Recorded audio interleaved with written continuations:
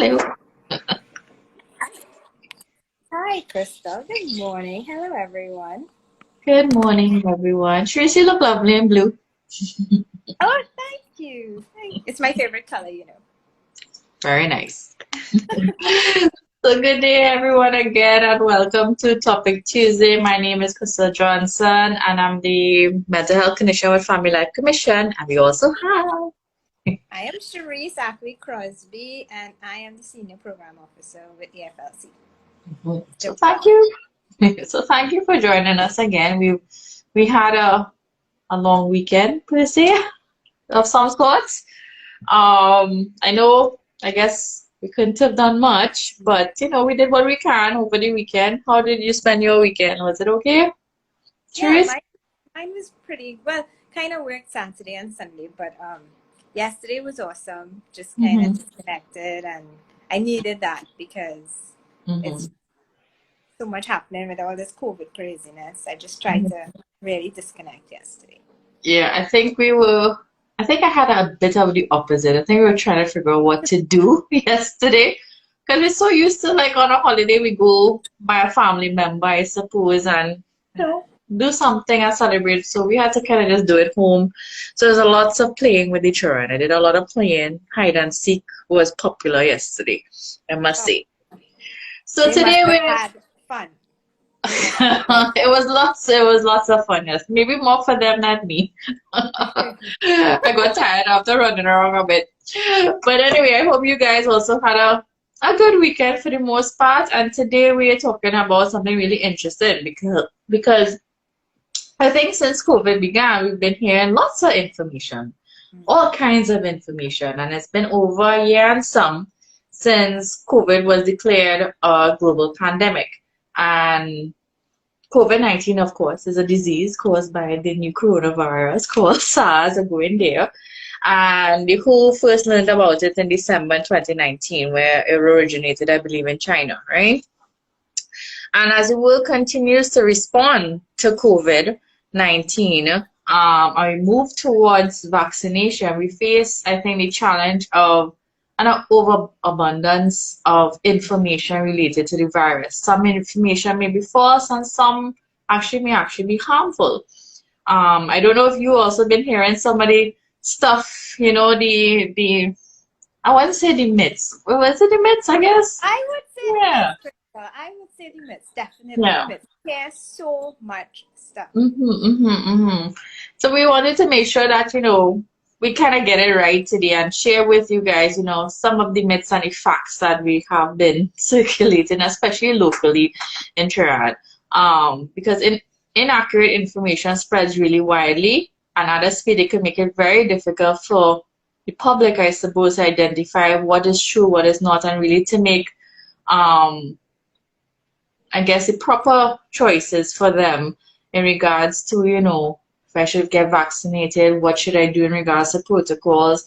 So, we wanted to really stress that today that, making sure that, we go through the myths as well and the facts, but also gearing towards, really encouraging you all to also look at credible sources when you come in to get information. I think doing research on your own is pretty powerful. I don't know about Sharice, if you've been on the WHO, even the Ministry of Health website, just to, COVID symptoms, how long it Oh God, lasts.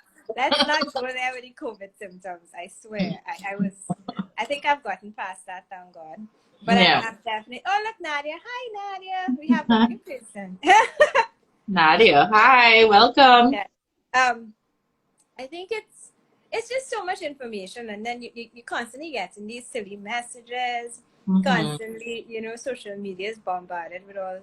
I shouldn't I shouldn't say rubbish because everyone has a right to their opinions and they Yeah. have a right to expressing themselves however they want. But it Mm-hmm. really confuses a lot of people because Right, they don't go to the credible sources to really check right, right. uh, what's true from what's not true. Mhm.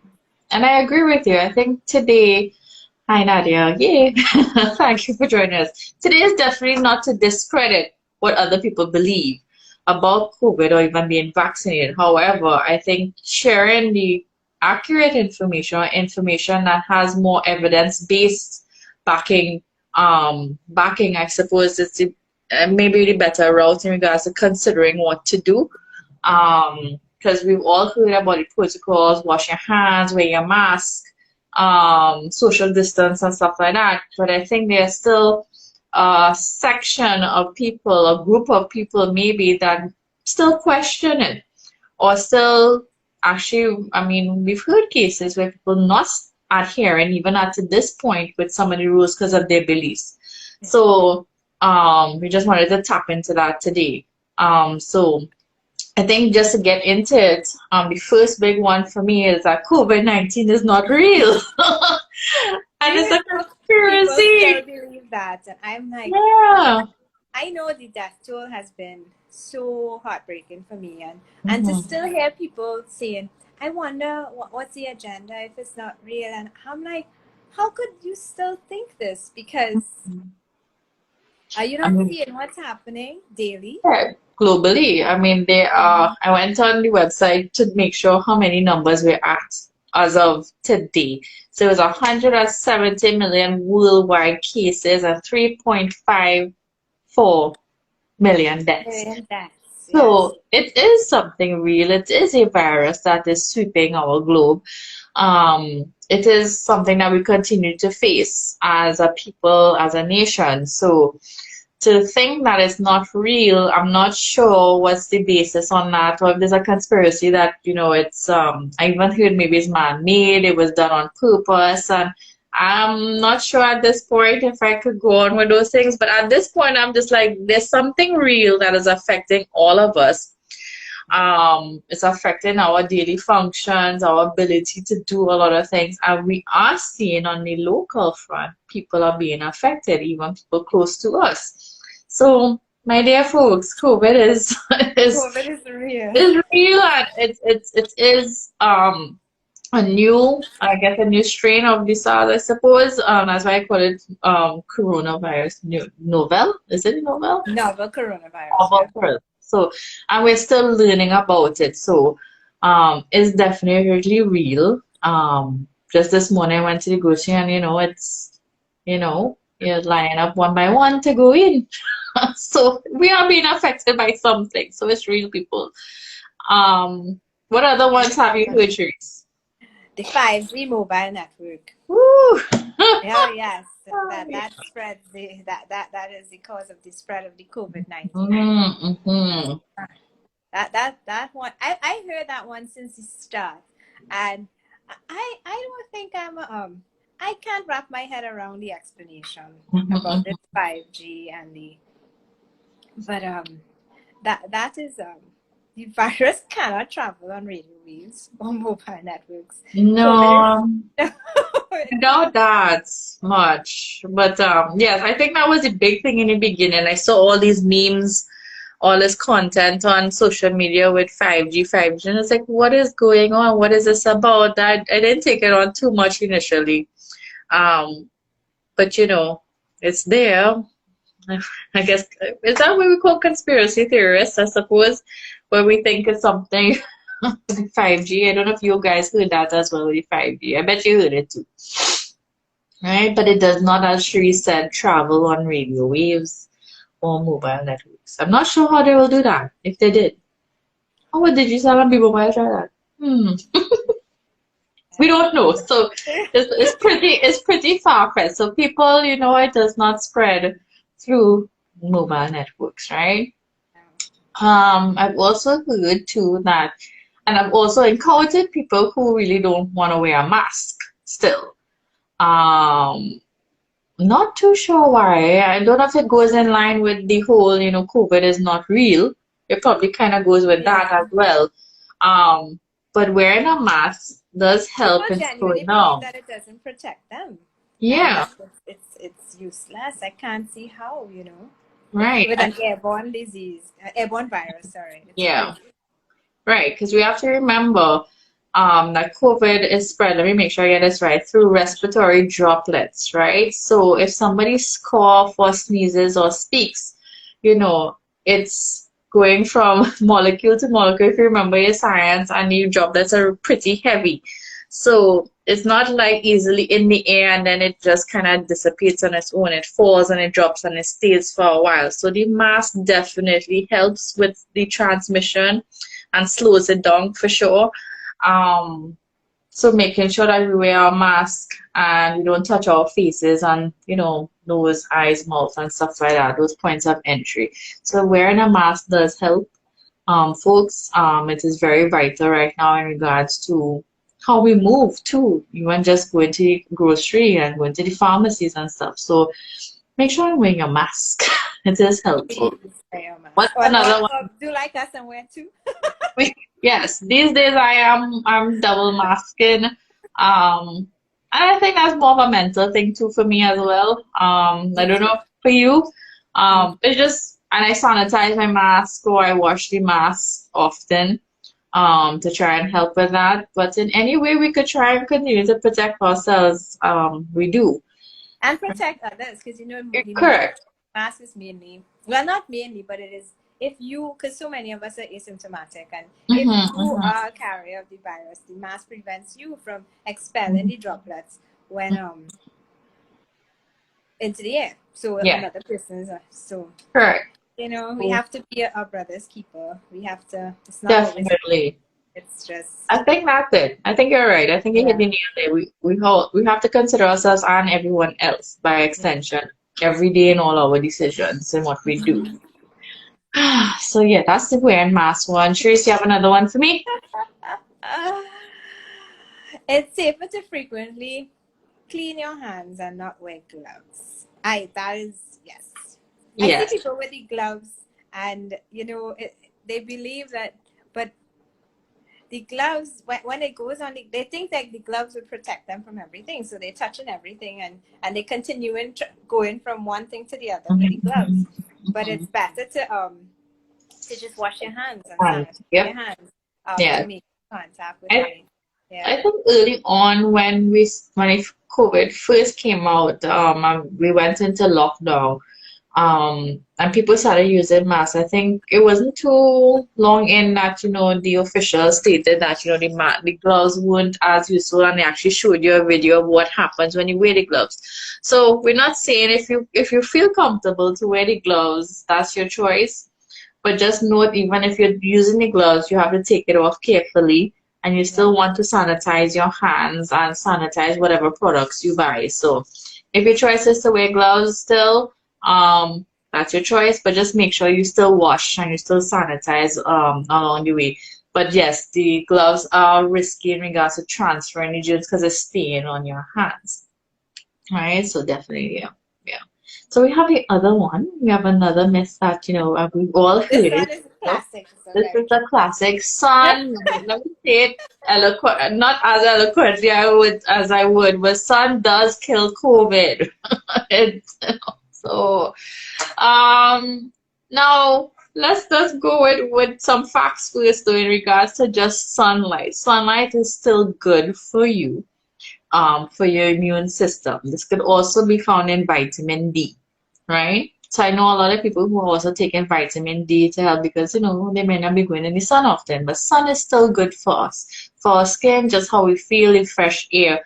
I mean, when I have a normal cold, right? I don't know about you, but sometimes it's really good to go outside instead of staying inside, clogged up in the air. Whether it's AC or whether it's just in your room, usually they recommend going out to get some fresh air to help you, breathe, feel the sun, whatever. But there's a difference between what could help make you feel better and what will actually prevent you from getting the virus. Now, that's the thing with the COVID. Going in the sun will not prevent you. It may help in regards to just your immune system. And I think we've been trying to focus on that with regards to trying to be healthy, eat healthy, do as much as you can, drink lots of water, boost your immune system, take your vitamins, right? As best as you can. Even going in the sun and going in your garden, going outside, still is very good for you. But preventing you from getting the virus, killing the virus. Killing the virus. I mean, killing the virus, no, it's not proven to kill the virus or even slow it down, because hot countries are getting it and it's spreading. I mean, look at us now. Cold countries as well is not preventing it from spreading. I don't think temperature matters in regards to killing COVID, the virus, right? It's more about protection right now and doing the protocols and stuff like that. This is another good myth. I'm sure you're going to take this one first because I think it's tough. And we saw this one on the WHO website. Yes, we did. Adding pepper to your soup or other meals does not prevent or cure COVID-19. All those pepper sauce lovers, you know. And I think sometimes they might think that because pepper sauce, you know, because pepper also has vitamins in itself. My husband loves a pepper. He always says very good for you, full of this vitamin and that vitamin. He comes with a whole history of me. So maybe that's why, yes, angry man, I suppose. But yeah, as you said, make your food taste good. Right? I think the theory might be, this is not one that I heard before, but I think the theory might be, you know how everyone keeps recommending the steaming, and well, for me, definitely, if I have pepper, I would, it doesn't happen to everybody, but yeah, I definitely get a full sweat. Ooh, stream. Yes, eyes running, nose running, everything. So maybe that's the understanding. Maybe that's the yeah. Yeah, I'm thinking that, but no, it does not prevent or kill. No, and I think that's one thing we should stress, though, again, the preventing the actual contraction of the disease and what just will help just fight it off in regards, as we said, the sunlight, the vitamin D, you know, people are like, you know, drinking their teas, right? I know a lot of people drinking ginger tea and, you know, all the turmeric tea. Those things are very good. Huh? Very good. So we're not, I don't even think you should stop doing that. I think that's still good for your system on a whole.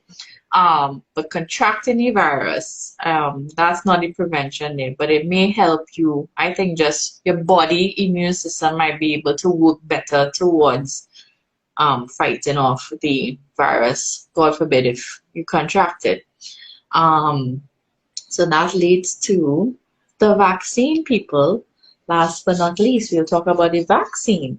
So we have heard the vaccine has the microchip in it, right? And Sharice told me this morning about the magnets.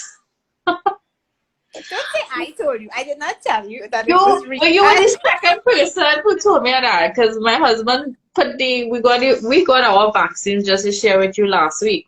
So I saw him with a magnet by his shoulder, and I'm like, what is he talking about? And he's like, aren't you supposed to attract the magnet? And he made light of it, but that's still, I think there's still people who feel like if the vaccine is associated to something else.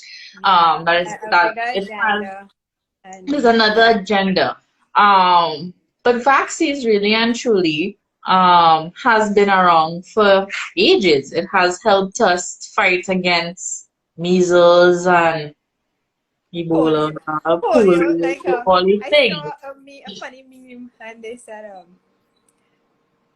guess why you didn't wake up with your polio this morning? Because your parents vaccinated you. You know what I mean? It's like exactly, yeah. Right. And it's been around for ages, and when we have our children and our babies, the first thing we have to do is vaccinate them every few months for like a year or two. So vaccines really reduce the risk of getting disease by working with your body's natural defenses to build your protection. So when you get your vaccine, your immune system will automatically start responding to it. So what will happen is that it will recognize that there's an invading germ, such as the virus or the bacteria. It will produce antibodies. It will remember the disease and know how to fight it. Which I think is really important. So if you're exposed to the germ in the future, for some reason, your immune system will quickly be able to respond when you become unwell. And I think I didn't realize this before reading this on the WHO myself, that our immune system is designed to remember. So I didn't realize that once exposed to the vaccine, one or two of the doses, we typically remain protected against the disease for years and basically a lifetime. So this is why vaccines are so effective at the end of the day. But if you are still concerned about the vaccines, which, I think you have a right to know what vaccine you're getting. We did have the Archdiocese of Port of Spain, I believe, did have a nice talk last week. Yeah, I believe it's very good. Yeah. Yes, it was really, really informative. So you can look up that video on yes, it's on Catholic TT, I believe, on their Facebook and I believe on their website. Was it on the Instagram? I'm not sure. But I know definitely I viewed it on Facebook and it was very informative and enlightening. And she gave you both sides of the coin, really and truly. So in regards to even what we are getting locally, which was the AstraZeneca and the Sinopharm, she gave both of the arguments there. So definitely, if you're concerned about the vaccines, do your research properly, meaning that, you take your research from credible sources, whether it's the WHO, which we base our whole talk on today, we reference from the WHO, the CDC, and even the Ministry of Health covers the same. Yeah, they follow the WHO. Yeah, so the same kind of information. So definitely rely on credible sources. I know, like sometimes, my mom gets WhatsApps like this will work, this will work, this is what's happening, and I have to kind of remind her and myself, not to get too caught up in the fear of a lot of things and what we heard and stuff like that. You really have to read between the lines sometimes in regards to research and just even as I even say, even if you know a medical professional, your doctor, if you could call a doctor too, if you have that kind of relationship, pediatrician, anybody that you know who could give you like a second opinion. Yes, find a credible way to help you make your decision if you're still on the fence about getting the vaccine. Yes, and we are. I think it's important that as we try to progress and try to battle and combat this virus, I think the vaccine may be the way to go at this point. So we have time, I believe, in regards to making up our minds about that. But we really want to encourage and empower you guys to make the decision that's best for you at the end of the day. They have, as we said, we have the Catholic TT, the Archdiocese of Port of Spain, did that talk, and there have been an on-stream of talks all around locally as well from the professionals themselves who could give that information. They've even been like Q&A where you could kind of ask questions and they can answer you right away. So I know those things have been rolling out for the last week or so, and I think it will probably continue. If not, everything is online so you could get that information. A lot of craziness is online too, Krista. Yes, a lot of it. So that's why we say stick to the credible sources. And if you're not sure, ask us, ask the church, ask, your friends and family, ask the professionals if they know where you could get more credible information so you can make an informed decision. All right? This is, as Sheree said, it's a protecting you and protecting others. We have our brothers and sisters keepers, I suppose, in this light. And we have to do what we have to do. So as we come to a close, remember the protocols, y'all. We'll keep saying it during every segment. Wear your mask, wear your mask, social distance. Your eyes. Make sure you're really, really sanitized. Keep your stuff nearby. If you must go to the, must go, make sure you are following all protocols. I know some people might have to go by family to drop off something, pick up something. You might stay for 5 minutes. Do what you need to do. Wear your mask if you have to. And social distance as best as you can. Wash your hands and follow the protocols. We're all in this together, so you're not fighting this battle alone. So remember that. We are all, a bit frustrated sometimes, a bit fed up, a bit worried, we're concerned, and we're all going through this together. So remember that you're not going through this alone for sure. And it is a difficult time, and it's a lot. It's a lot. So we thank you for joining us today.